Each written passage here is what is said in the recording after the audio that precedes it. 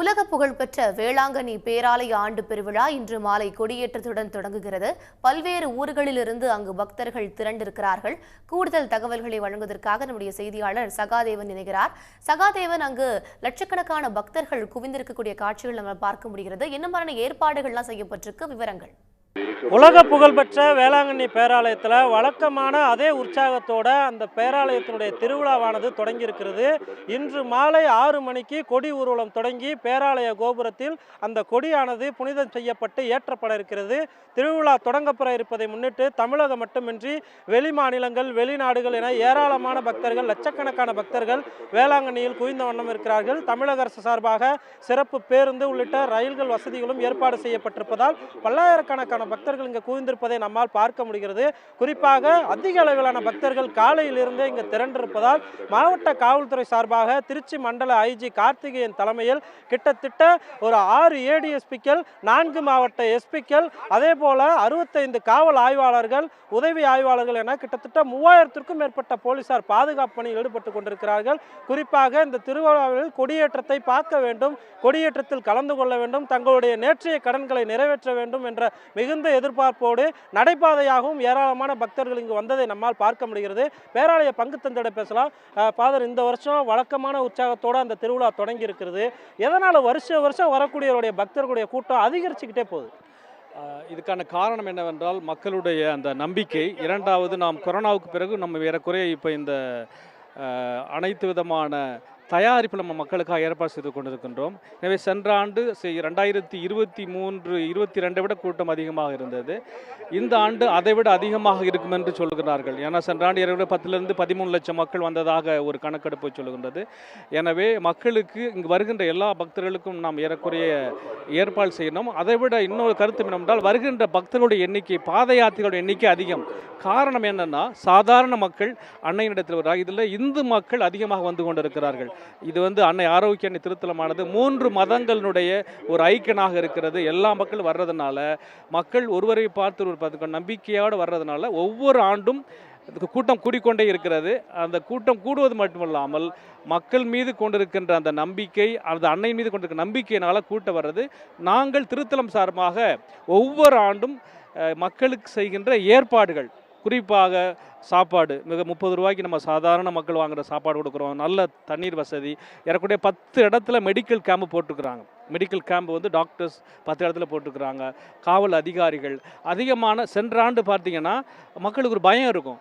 வேளாங்கண்ணி கூட்டத்தில் போனால் அது சென்ற ஆண்டு எந்த வித ஒரு அசம்பாவிதம் நடக்கலை. அது மாதாவுக்கு ஒரு பெரிய மகிமை. அதனால் பல்வேறுமான முன்னேற்பாடுகள் செய்கிறதுனால இந்த செக்யூரிட்டியை மையமாக வைத்து மக்கள் வருகின்ற எண்ணிக்கை அதிகமாக இருக்கிறது. தொடர்ச்சியாக அவங்களுடைய நேற்று கடன்களை நிறைவேற்றுவதற்காக இப்போ பக்தர்கள் வரதை பார்க்க முடியுங்க. மெழுகுவர்த்தி ஏந்து, தென்னம்பிள்ளைகள் வாங்கி கொடுத்து, மொட்டையை எடுத்து தங்களுடைய நேற்று கடன்களை நிறைவேற்றுவதற்காக தமிழகம் மட்டுமின்றி பல்வேறு மாநிலங்கள்லேருந்து வராங்க.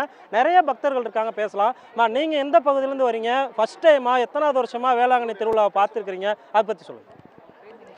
மரியே வாழ்க, ஆவே மரியா. நாங்கள் ஒரு 15 இயர்ஸாக கோயம்புத்தூர்லேருந்து வந்துட்ருக்கோம். தொடர்ந்து நாங்கள் ஒவ்வொரு கொடியேற்றத்துக்கும் இங்கே நாங்கள் சிறப்பாக எல்லோரும் ஃபேமிலியாக வந்துட்ருக்கோம். எங்களுக்கு மாதா நிறைய அற்புதங்களை செஞ்சுருக்காங்க. அந்த சொல்கிறதுக்கு அளவே இல்லை. அத்தனை அற்புதங்களுக்காக மாதா நிறைய அற்புதங்களை செஞ்சுட்டே இருக்காங்க ஒவ்வொரு வருஷமும். இத்தனை கூட்டத்தில் மத்தியில் நாங்கள் கொடியை பார்க்கணுன்றதே ஒரு பெரிய ஆசீர்வாதம். அதனால் நாங்கள் வருஷம் தவறாமல் இந்த கொடியேற்றத்துக்கு தொடர்ந்து வந்துகிட்டே இருக்கோம். எங்களுக்கு ரொம்ப சந்தோஷமாக இருக்குது. மாதா எங்களுக்கு நிறைய மிராக்கிள் செஞ்சுட்டே இருக்காங்க. அதுக்காக மாதாவுக்கு நன்றி. கொடியேற்றத்தை பார்த்துருக்கீங்களா? ஏற்பாடுகள்லாம் எப்படி பண்ணியிருக்கிறாங்க? நாங்கள் 15 வருஷமாக வந்துட்டுருக்கோம். ஒவ்வொரு கொடியேற்றத்துக்கும் இங்கே மக்கள் திரளாக வந்துட்டுருக்காங்க. கோயில் நிர்வாகத்திலேருந்து நிறைய சிறப்பான ஏற்பாடுகள் பண்ணிகிட்ருக்காங்க. நிறைய வசதிகள், எல்லா தரப்பு மக்களுக்கும் வசதிகள் பண்ணி கொடுத்துட்ருக்காங்க. எங்களுக்கு நிறைய அற்புதங்கள் மாதா பண்ணியிருக்காங்க. நாங்கள் ஒவ்வொரு கொடியேற்றமும் தவறாமல் வந்துட்டுருக்கோம். இந்த கடந்த 15 வருஷமாக மாதா கிட்ட பெற்றுக்கொண்ட நன்மைகளுக்கு ரொம்ப ரொம்ப நன்றி. தொடர்ந்து ஆலயத்திலேருந்து நிறைய நல்ல ஏற்பாடுகள் பண்ணிகிட்ருக்காங்க. நீங்கள் கொடியேற்றம் பார்த்துருக்கீங்களா? எப்படி இருக்கும் அந்த தருணத்தில்? நீங்கள் எத்தனை வருஷமாக வந்துக்கிட்டு இருக்கீங்க? நாங்களும் கோயம்புத்தூர்லேருந்து தான் வரோம். 15 வருஷமாக இவர் வந்துட்டுருக்காரு. நான் இந்த ஒரு 4 வருஷமாக தான் வரேன். எனக்கு ரொம்ப சந்தோஷம். இவ்வளோ இதுலேயும் எங்களுக்கு இப்படி ஒரு ஆசீர்வாதம் கிடைக்கிறதுக்கு ரொம்ப நன்றி. மாதாக்கு நன்றி. தொடர்ச்சியாக தங்களுடைய நேர்த்திக் கடன்களை நிறைவேற்றுவதற்காக தமிழகம் மட்டுமின்றி பல்வேறு மாநிலங்களிலிருந்தும் வெளிநாடுகளிலிருந்தும் வரதை நம்மால் பார்க்க முடியுது. குறிப்பாக மாவட்ட காவல்துறை சார்பாக 3000த்திற்கும் மேற்பட்ட போலீசார் பாதுகாப்பு பணியில் ஈடுபட்டாலும் அந்த மாலை கொடி ஏற்றுகின்ற சமயத்தில் கிட்டத்தட்ட பல்லாயிரக்கணக்கான பல லட்ச பக்தர்கள் வந்து இங்கே திரள்வதை நம்மால் பார்க்க முடியும். அதனால் குற்ற சம்பவங்களை தடுக்கிற வகையில் தலா 5 பேர் கொண்ட ஒரு குழுவில் கிட்டத்தட்ட 18 தனிப்படைகள் வந்து அமைக்கப்பட்டிருக்காங்க. அது மட்டும் இல்லாமல் கொள்ளை சம்பவங்களை தடுப்பதற்காக சாஸ்திரா பல்கலைக்கழகத்தினுடைய சிறப்பு வசதிகள் கொண்ட மென்பொருள் பொருத்திய அந்த குற்றவாளிகளை எளிமையாக கண்டுபிடிக்கக்கூடிய ஒரு வசதிகளும் ஏற்பாடு செய்யப்பட்டிருக்கிறது.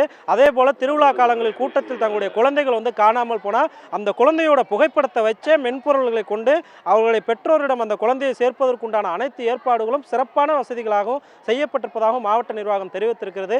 இந்த சூழ்நிலையில் மாலை சரியாக 5:30 மணி அளவில் கடற்கரை சாலை, ஆரிய நாட்டு தெரு உள்ளிட்ட பகுதிகள் வழியாக கொடி ஊர்வலமானது புறப்பட்டு மாலை சுமார் 6 மணி அளவில் தஞ்சை மறைமாவட்ட ஆயர் வந்து கொடியை வந்து புனிதம் செய்யப்பட்டு பேராலய கோபுரத்தில் வண்ண விளக்குகள் மிளிரச் செய்யப்பட்டு வான வேடிக்கைகள் வெடிக்கப்பட்டு அந்த கொடியானது ஏற்றப்பட இருக்கிறது. பேராலய திருவிழாவில் கலந்து கொள்வதற்காக லட்சக்கணக்கான பக்தர்கள் வருகை தந்த வண்ணமே இருப்பதால் நாகை வேளாங்கண்ணி கிழக்கு கடற்கரை செயல் போக்குவரத்து மாற்றமும் செய்யப்பட்டிருக்கிறது. இருந்தபோதிலும் போக்குவரத்து நெரிசலையும் பொருட்படுத்தாமல் நடந்தும் வாகனங்களிலும் லட்சக்கணக்கான பக்தர்கள் வந்த வண்ணமே இருக்கிறார்கள்.